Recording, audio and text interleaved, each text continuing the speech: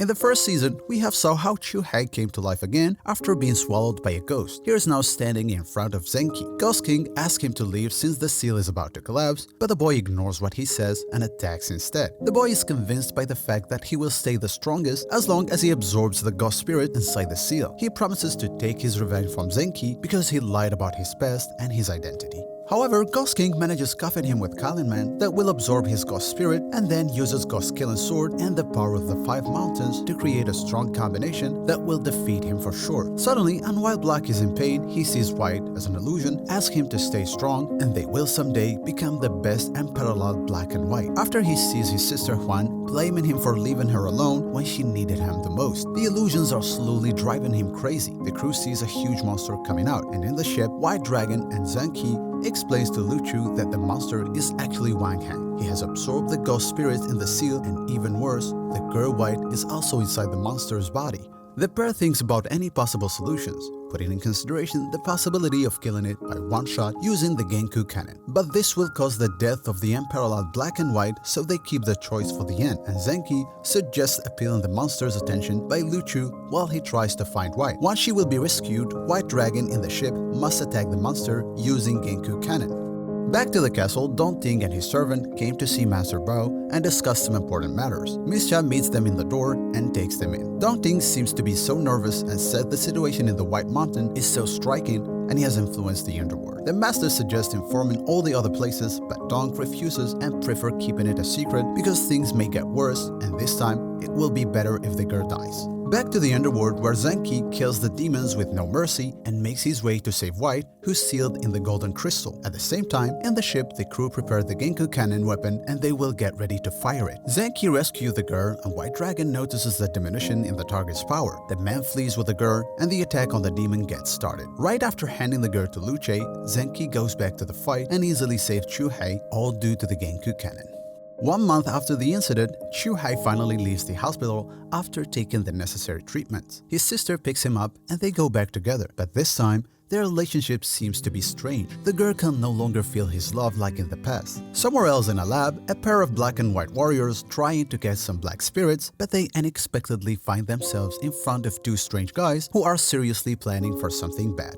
Back to the 2 siblings who meet Zenki in the city, they walk together, and they pass by a man called Osamu to bring Chobei's gloves that will help her to seal her powers. The girl follows the guy to the basement to get her gloves, and the 2 guys went out for a quick walk where the boy promises to protect his sister till his last breath. After a while, Zenki explains to the girl the necessity of wearing those gloves in order to control her powers, because she has unlimited power which can lead to a disaster. The Osamu closes the door to activate the gloves. In the palace, a servant informs her master Dong Ting that 2 warriors are missing in the real world, but he takes it easy and asks her to stay calm. Back to the basement where the girl's body rejected the process and the compatibility of spirit power is decreasing. The boy rushes and knocks the door to know what's going on, but Zenki asks him to stay outside, and in a few minutes, the door opens and the process is successfully done. In the next day, the Black and White pair start collecting bad spirits again, but this time they do complete too many missions and the boy kills the bad guys with no mercy, unlike the old days. The thing which made other pairs doubt in this surprising success, and they start thinking that Chubei and Chuhei are cheating. Back to another area where 2 Black and White warriors have been killed by 2 demons who were looking for a specific boy but unfortunately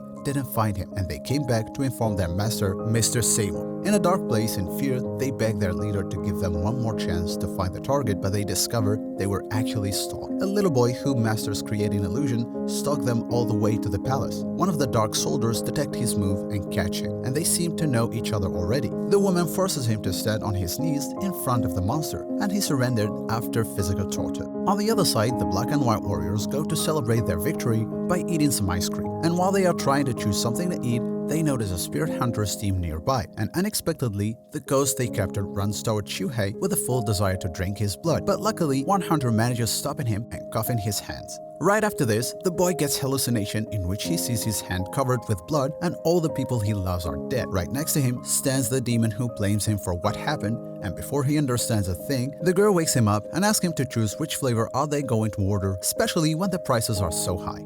In the restaurant, the server asks them to know how many successful hunting tasks they successfully completed, and Shuhei shocks her with a high number no one ever reached in one day, 100. The girl interrupts their conversation and asks her brother to make an order. Unfortunately, the boy cannot focus on anything and keeps getting the same hallucination, so he excuses and leaves the room to clear his mind and get some fresh air. Outside, unlike he didn't plan, he meets the two messengers of Mr. Seymour, and the target they are asked to catch turns out to be the white girl, Chubei. The boy furiously attacks them before the arrival of his sister, but he forgets catching the evil spirit they left behind, and the boy who's sent to stalk them ate it.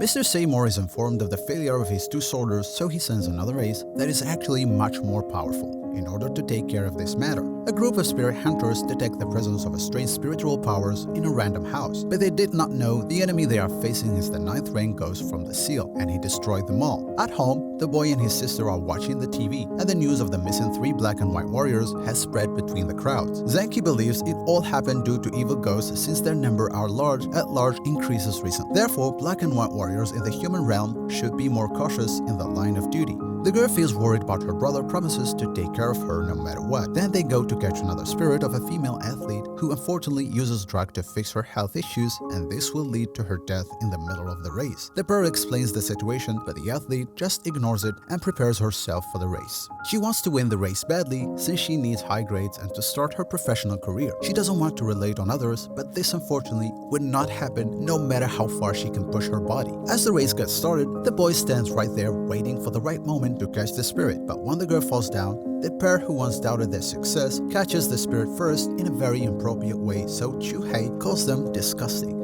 This word was enough to make them start a fight, but this time, these black and white warriors enjoy killing people and they don't hesitate killing the boy and his sister. That's why Chubei finds herself obliged to use her powers, especially when one of them puts a sword in her brother's neck. Suddenly, an unexpected guest arrives. It's Muzan, the 9th rank evil ghost.